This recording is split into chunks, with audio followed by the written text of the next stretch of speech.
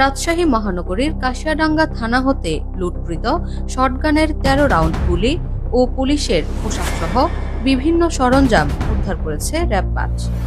বুধবার দিনগত রাত আনুমানিক ১২টা ২০ মিনিটে গোপন সংবাদের ভিত্তিতে কাশিয়াডাঙ্গা থানাধীন নবগঙ্গা এলাকায় অভিযান পরিচালনা করে পরিত্যক্ত দুটি কাপড়ের ব্যাগ থেকে শটগানের ১৩ রাউন্ড তাজা গুলি, পুলিশের পোশাক ২ সেট, বুট ২ জোড়া, বেল্ট ২টি, ক্যাপ ১টি, ৬টি র্যাঙ্ক ব্যাজ উদ্ধার করে র্যাব।